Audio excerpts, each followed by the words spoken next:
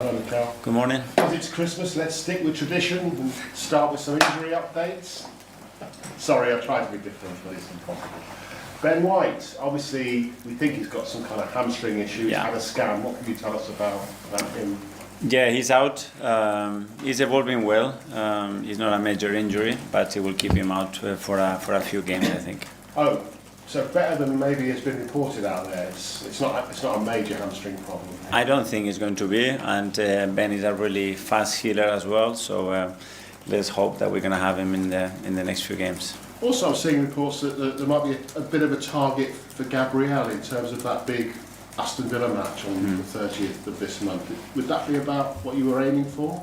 He's pushing hard, as he always does every time he's out, and he's evolving really well. He's doing pitch sessions, so he's not too far. We have to see in the last stages of that rehab how he progresses, but we are quite positive about it. And earlier this week, I think it was Tuesday, we were allowed him to do our initial 15 minutes of access to the cameras to train. What did you get from it? We got the fact that a really happy bunch. Okay. A group of Premier League winners in the making. Top. And no Zubimendi, certainly while we were there. I just wanted to check that was just part of his normal process. Yeah, that was load management for a few players that played a lot of minutes recently, so that's probably the reason why. Happy anniversary. Thank you very much. 6 years as you kick off against Everton tomorrow exactly. Okay. Has it gone quickly or slowly? It's gone fast. A lot happened, but it's been an incredible journey, and enjoyed every minute of it. And obviously your first game, you weren't in charge, but you were in the stand. The first game after you were appointed was at Everton. I think Carlo Ancelotti was in the stand as well. And back to Everton tomorrow, but a different stadium. How will that feel? Because obviously your connections with Goodison. Well, it's strange, but very exciting as well. I think obviously one of the most iconic stadiums in the Premier League is not any longer part of our schedule. But I'm going to have the opportunity to witness. We're all going to have the opportunity to witness an incredible stadium that they built. And Saturday night, you know what you expect. All those games that you played at Goodison, but as a manager, it was a little bit of a bogey stadium for you, wasn't it? I think you only won one. For all the away visitors, it's always like this. It's a really tough place to go.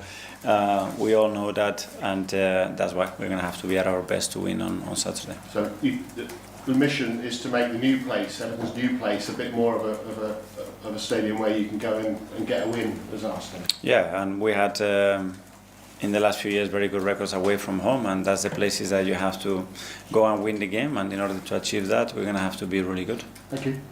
Nick from the Premier League. And good morning. You're about to start a busy schedule of 7 games in 22 days. The games are coming thick and fast. You've been involved in the Premier League environment for many years as a manager, as a player.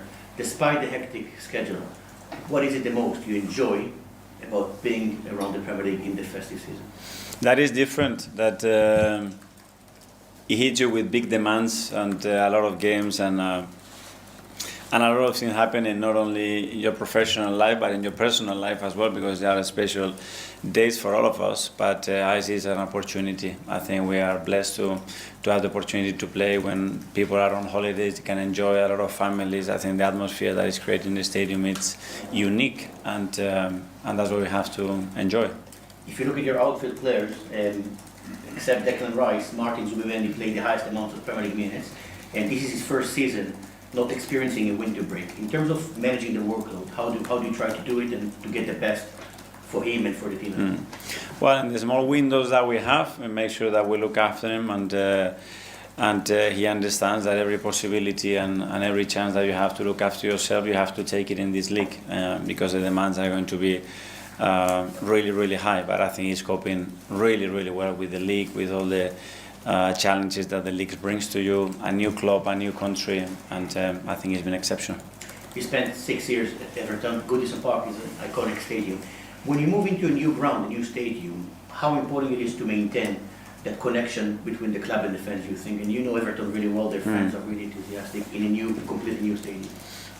Well, I imagine that that's what they've been trying to achieve. It's never going to be the same because everyone has his own history, energy, and moments, and then you have to translate that we had experience here at Arsenal as well in order to achieve that. So, yeah, it takes time. Ian Tossport.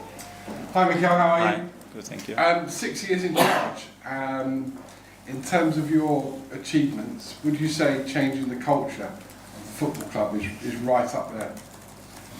It was one of them. It was the first foundation that we have to sit, and I think that was done pretty rapidly. Maintaining it something that is very, very difficult, and you need a lot of good people and very aligned people to achieve that. I think we have that in a really strong and solid way, but all the things socially, the transformation has been around the club in terms of the size, in terms of revenues, in terms of the squad that we build, the value of it, the sporting success that we had, even though we haven't won any major trophy yet. I think it's very, very consistent, so we're in the right place. You mentioned not having won any major trophies yet. That could come this season. You seem a very modest man. You like to share around all the praise. How much, though, really is this all down to you? But one man cannot really change anything, especially when you talk about the size at the history of this football club. You need a lot of good people, very committed people around you with the same vision, the same work ethic, the same passion. And I'm very lucky because I had throughout that. And then at the end, you need a lot of support. And starting from upstairs with everybody that makes decisions alongside you. But the most important one are the players. I think the players have to buy into what you say and what you do, and I feel very lucky because those players, they give you 100% in the direction that you want every single day. Tomorrow you face a man who brought you to English football, and maybe apart from the grey hair, not much has changed about David Moyes.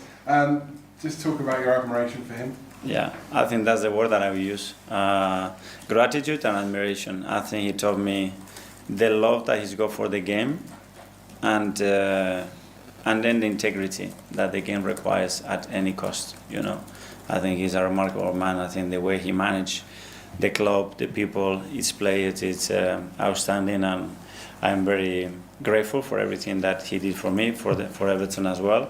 But I think in general for English football as well, because he's been an example of how to behave in good moments and in difficult ones. That is normally when you see how people are, and I think David on that is something extraordinary.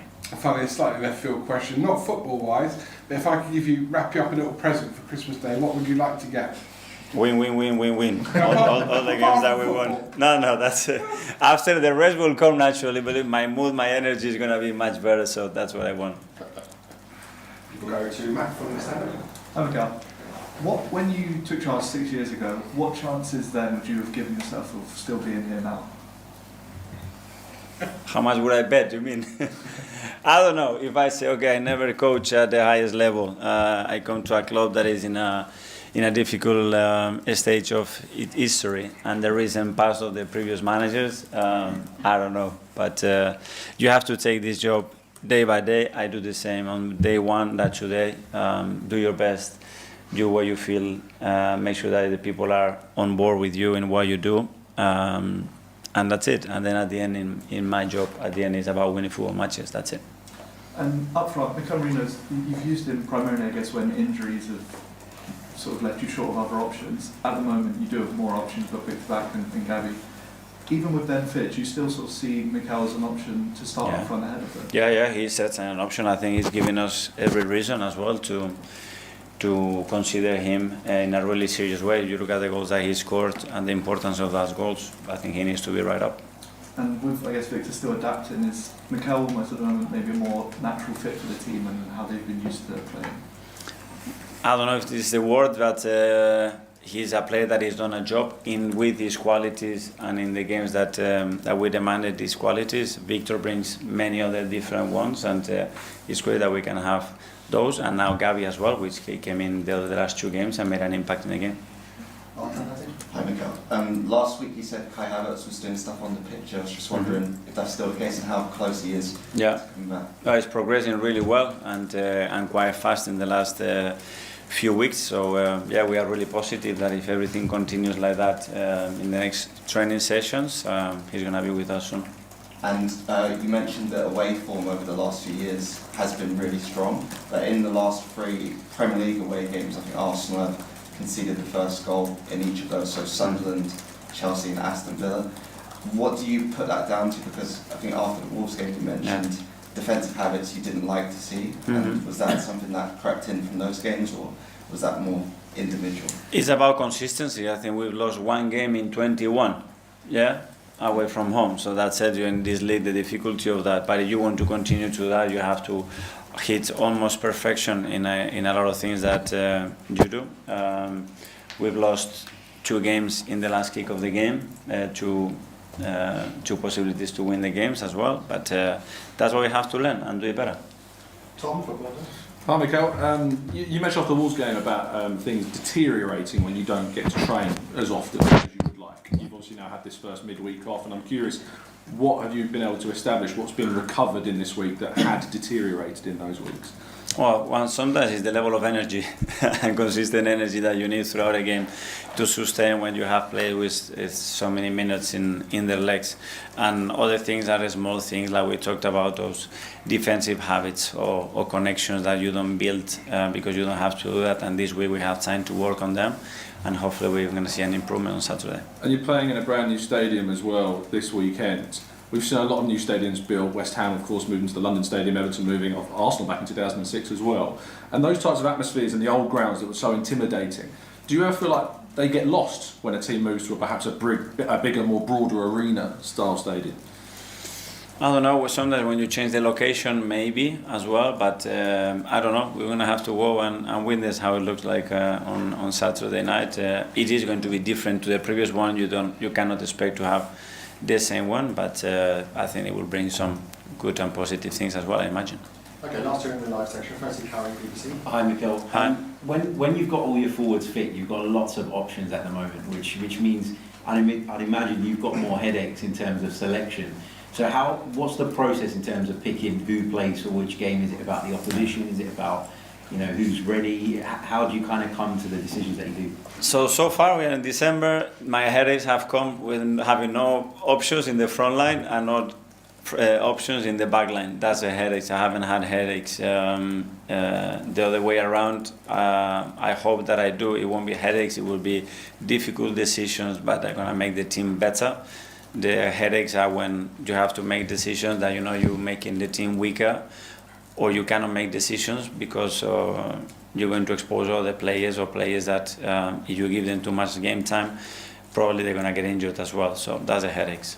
And just going back to Kai very quickly, is there a game that you have in mind that you're hoping for him to be part of the squad for? I do. I don't want to say it because, again, I think in that last part of, especially after such a long time, that part of the rehab, I think we need to be cautious and we need to go really firm with every step that we take along the way to make sure that when he's back and he's back for the long term. I'm James here. Hi, Mikel. Hi. There's a lot of focus on Victor Gyökeres after Saturday.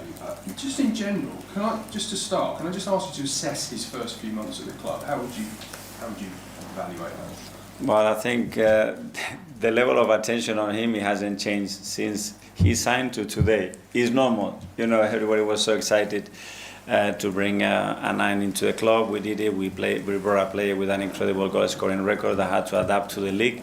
He had no pre-season. The first few weeks was difficult because physically he wasn't in his best state, and he's a player that needs that like any other player in this league almost to perform at that level. Then he kicked on. I think he had a really good period and he got injured. And now he's back to his best. I saw a lot of positive things in the last 2 games that he's done. We need to continue to tweak and understand him a little bit better in certain situations, and he needs to do the same. But that's about time, and we have full support for him. That scrutiny you mentioned, I mean, in Singapore, like even before he'd signed, everyone was talking about him. Sort of from almost before day one, you had that on him. Do you think that's taken him a little bit by surprise, just the level of sort of focus? I don't know. At the end, you have to experience it. You can imagine the global impact that you're going to have to deal with when you come to a big club and the expectation are as it is. But after you have to live it, and living it is always slightly different to your imagination. But he's doing it with a lot of desire. I think his energy level, his commitment, it's absolutely top. And we are here all to help him, because we all been here. We all need time. There is always moments, and the strikers have moments. They score more goals, less goals, and we need to be there for him. You mentioned that adjustment period and obviously the pre-season as well. Do you think in the second half of the season we're going to see another level from him? I think so, yes.